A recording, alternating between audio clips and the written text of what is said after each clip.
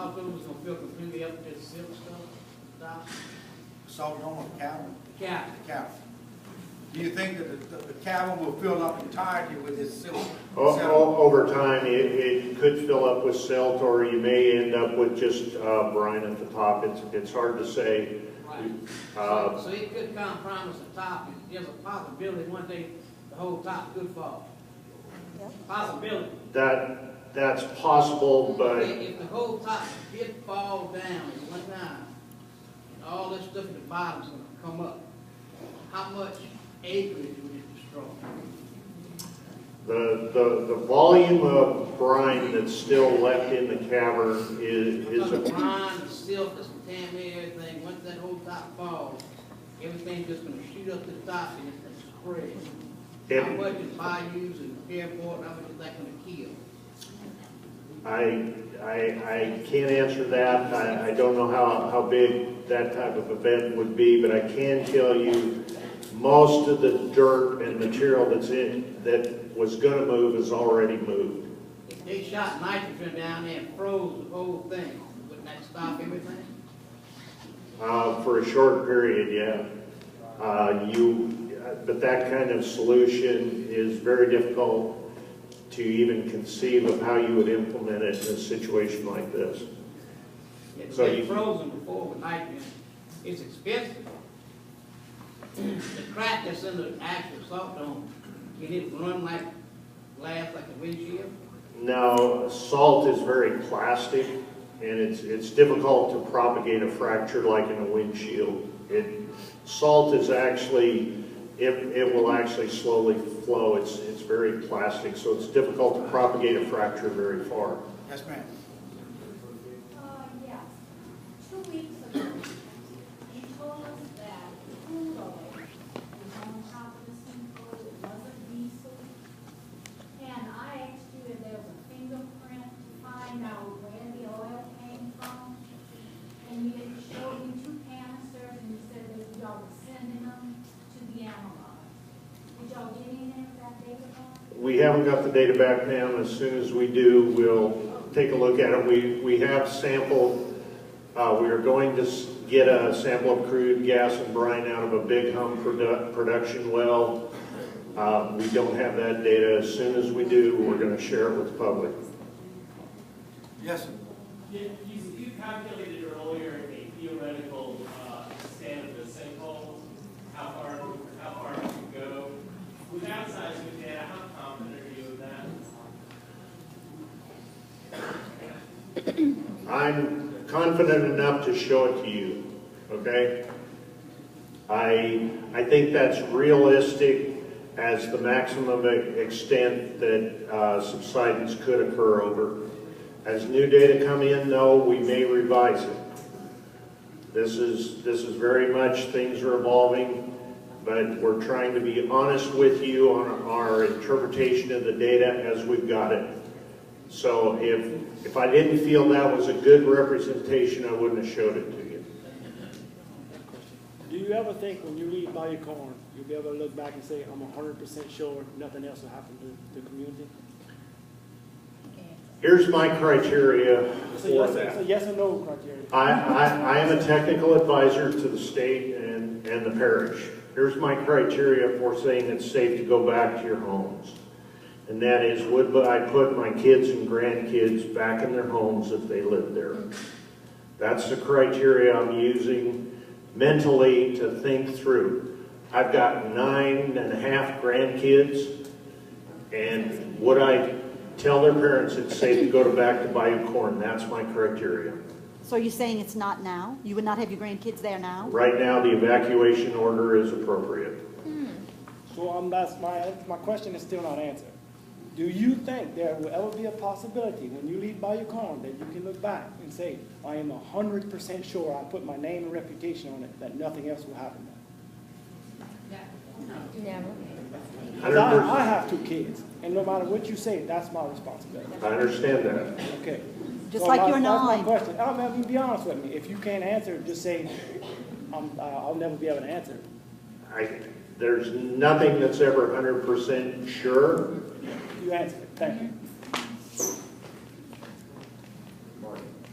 Yes. One One more, yes, sir, come on. One question I've got, I haven't heard it mentioned much at all. I fish a lot down, or I did, down by Corn, Grand Bayou, for the last 5 years. Probably at least for the last 2 or 3 years.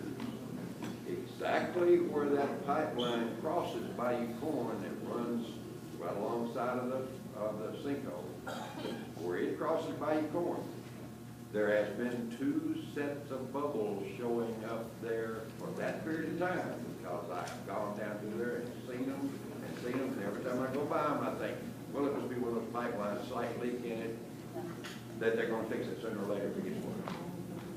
And I have seen this for at least 2 or 3 years, I know of. The question is, now they're pointing at the same spots where more bubbles are coming up, exactly the same place where the pipelines cross, right there on Bayou Corn.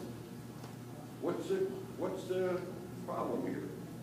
Could there be any connection? Because of the time frame. I'm talking about 2 or 3 years ago at minimum.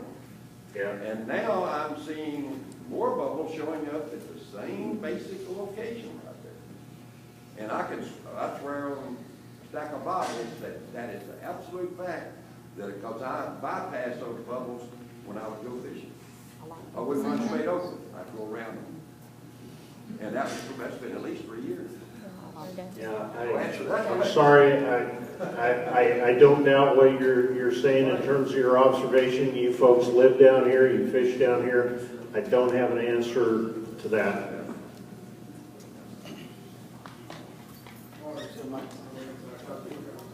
You said that the O3 incident had a finite volume to use about waste on it.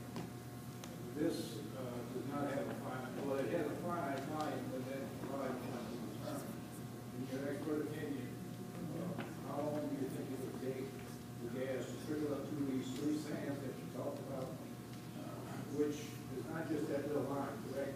It's actually a 3-dimensional plane that goes around the dome, correct? So you have gas coming from all sides. Is that correct? And when do you think that it will subside? That's one of the questions we've got that we're working on, and I don't have an answer for you tonight. We've got petroleum geologists to help us look at that. And I don't have an answer tonight, but that is certainly one of the things we're working on. Have you had something similar to this happen? Not like this, totally, similar.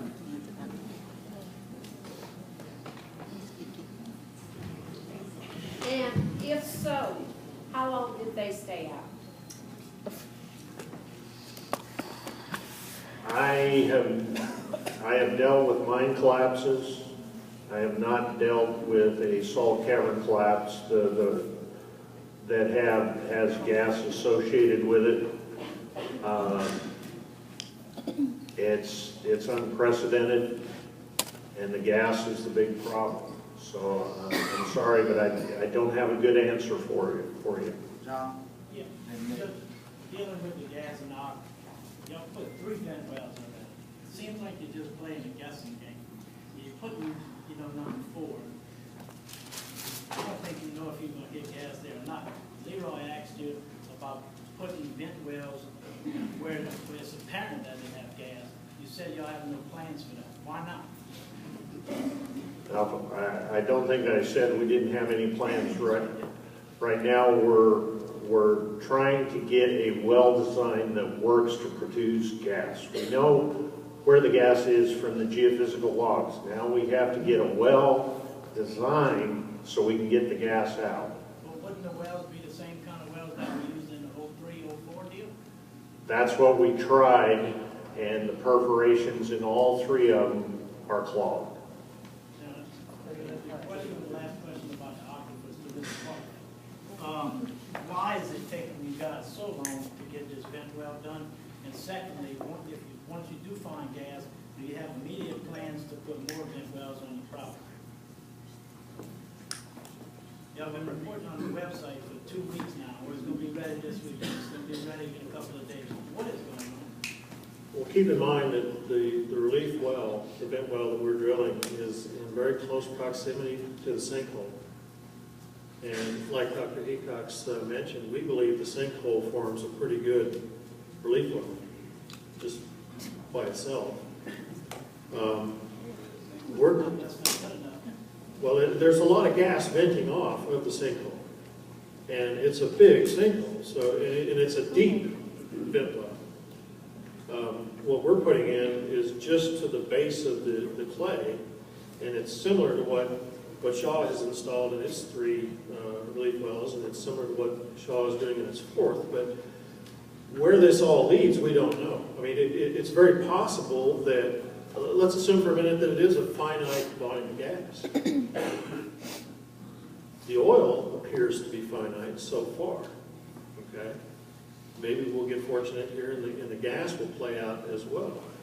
Maybe when Dr. Hecox and Shaw recompletes or opens up the perforations in the 3 wells that they've drilled, it will relieve more gas and we'll start to see some diminishing amount of gas in the output. Just from both of you guys, we need to see some more urgency. The last question I have to you, this is all of you guys' mess from your Cavern. Now, besides for everything that everybody's going through, the taxpayers of Assumption Parish has been paying for this. The parish sent you guys 2 bills. Do you plan on paying the parish back? I'm not here to address that. I'm not here to address that.